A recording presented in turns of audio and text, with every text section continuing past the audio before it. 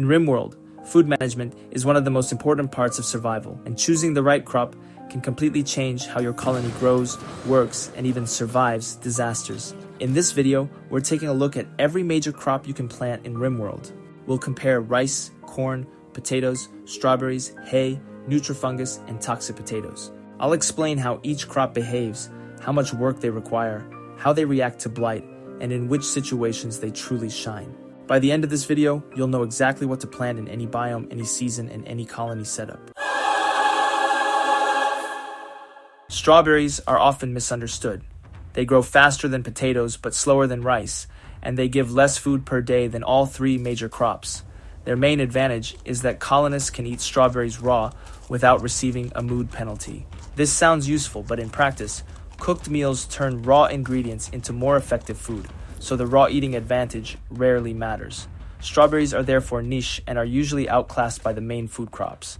But personally, I think it's good to know about them, because sometimes when you don't have a cook, they can make your life easier.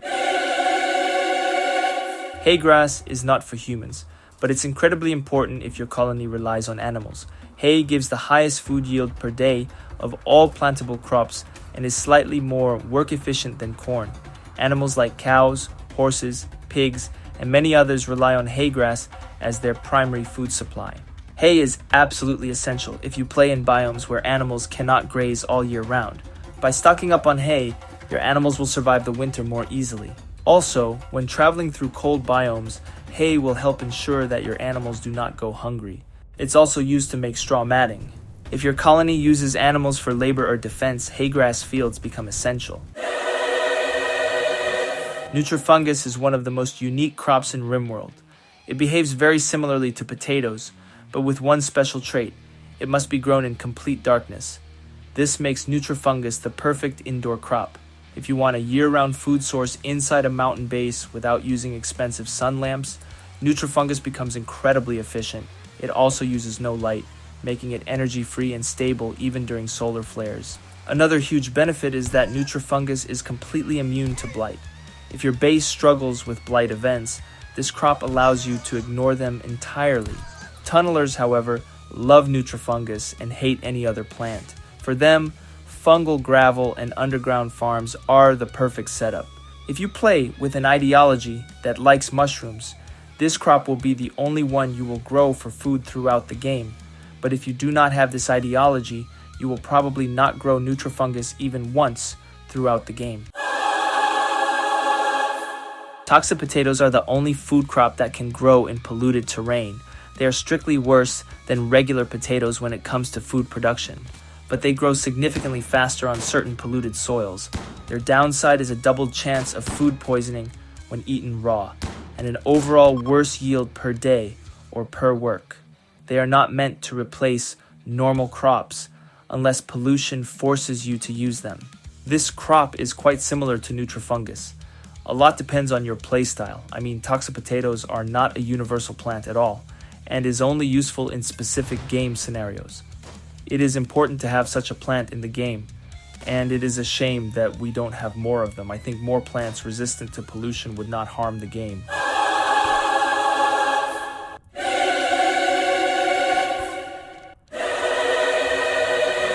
In RimWorld, choosing the right crop is important.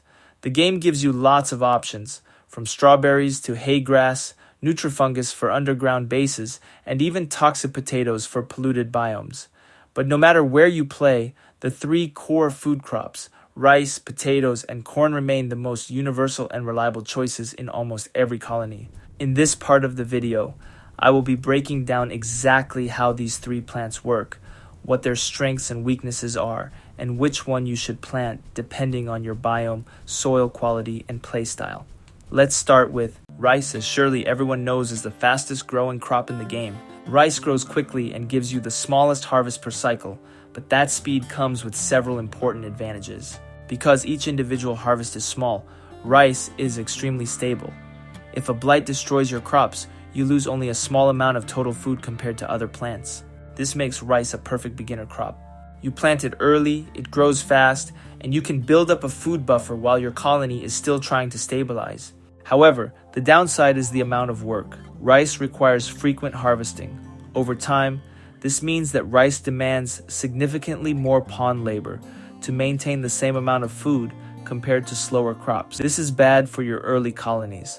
If your colony has limited growers, or if you rely heavily on automation, rice can become inefficient in the long run. Despite the work cost, rice is ideal in the early game, in emergency situations, or whenever you need food fast. It's also great as a last-minute harvest when winter is approaching and you don't have time to grow anything slower. Before we go to the potatoes, please consider subscribing. I wish this was a lie, but over 95% of the people who watch my videos don't subscribe. So please consider subscribing and help me get to 5,000 subscribers. Potatoes sit right in the middle of RimWorld's food crops, offering a balanced mix of growth speed, harvest size, and work required. They take about 11 full days to reach maturity under ideal light and temperature, and each plant yields around 11 units of food in standard 100% fertile soil. Nothing about potatoes is extreme, but that reliability is exactly what makes them valuable. The real standout trait of potatoes is their very low fertility sensitivity, which means that soil quality affects them far less than other crops. While rice and corn suffer when planted on bad terrain, potatoes continue to grow at normal speed even in environments most players try to avoid. Gravel, stony soil, road tiles, and other low fertility surfaces barely slow potatoes down. This gives them an enormous advantage on maps where good farmland simply doesn't exist. Because of this resilience, potatoes are often the best choice when your colony is forced to operate in harsh or infertile biomes, in regions with poor soil patches, or desert settlements where fertility is low. They deliver steady, predictable food without demanding rich ground. However, this strength comes with a trade-off. Potatoes become far less impressive when planted in high fertility environments. On rich soil or inside hydroponics, their low response to fertility bonuses means they quickly fall behind rice, corn, and other crops designed to take full advantage of boosted growth rates. In those cases, potatoes simply cannot compete with the explosive efficiency of more fertility-dependent plants. Corn is essentially the complete opposite of rice in almost every respect. Instead of growing quickly, corn takes a long time to reach maturity, about 20 full days under ideal light, temperature, and 100% fertile soil.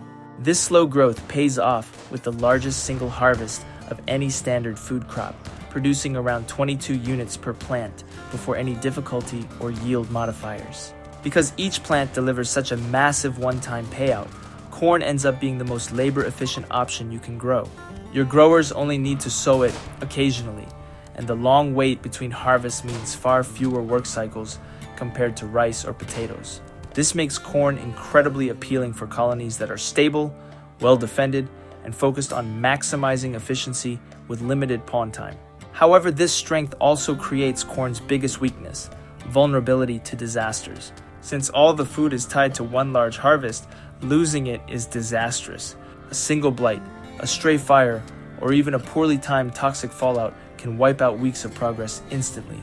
And losing corn at 80% of your corn isn't just a minor setback. This can completely collapse your food supply if you don't have reserves. Corn also has an important limitation in where it can be grown. It cannot be planted in hydroponics, which significantly reduces its usefulness in colder biomes or deep mountain bases where indoor farming is required. In those environments, fast cycle crops like rice or specialized options like Nutrifungus are simply more practical. Overall, corn is incredible when conditions are safe and predictable, but it demands patience and carries real risk if anything goes wrong. So in the end, there's no single best crop in RimWorld. Rice, corn, and potatoes all shine in different situations, and the right choice depends on your biome, soil, and how your colony actually works. If you understand why each crop is good, you'll avoid food shortages, wasted labor, and a lot of early game pain. If this guide helped you even a little, make sure to leave a like. It really helps the channel. And consider subscribing if you want more RimWorld guides like this. Thanks for watching. Good night.